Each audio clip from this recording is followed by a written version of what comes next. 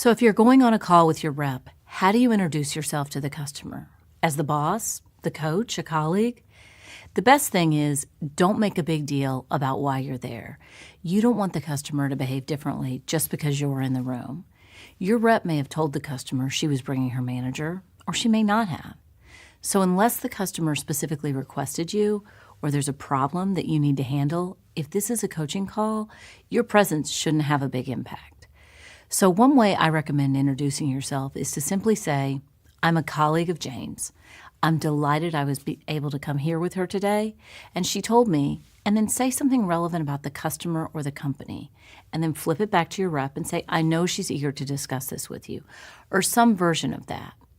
It tells the customer, I'm here, it's not a big deal, I know something about you, and then transitions it back over to the rep. So this clarifies up front for everyone in the room that you are not running the call.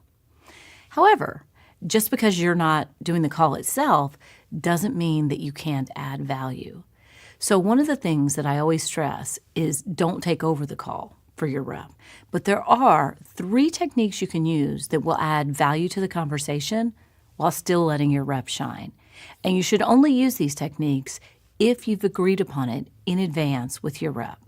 So the first one, you can ask an opening question. This gets the conversation going in the right direction. Now, you'll have to read the situation, but it can be anything from, I read online that you as a company are recently doing blank, or what do you think about some new thing coming to market?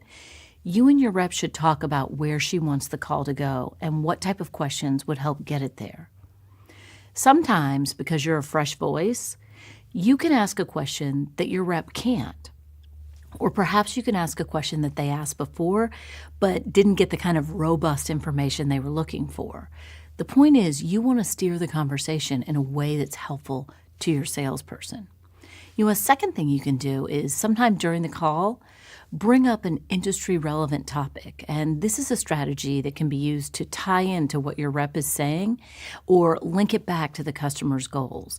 It shows that your organization is well-informed and that you do your homework. You may have a broader view than your rep. So again, if you've discussed it in advance, at some point during the call, you could say something like, I'm seeing this certain change in our industry. How is that affecting your firm? The point is not for you to provide a big lecture about the industry and come across as a know-it-all, but simply to help your rep broaden the conversation. And the third technique you might consider is you could handle an agreed-upon obstacle. If you know that it's highly probable the customer is going to bring up a certain obstacle or a challenge, you and your rep may decide that you should be the one to handle it. Now again, only if you'd agreed upon this in advance. If the customer brings up, say for example, pricing, perhaps you can be the one to take a minute to explain your policies, and if appropriate, then redirect back towards value. This will give your rep a little time to breathe, think, and regroup. The point is, when you go on calls with your reps, you don't have to be mute, nor do you have to run the entire call.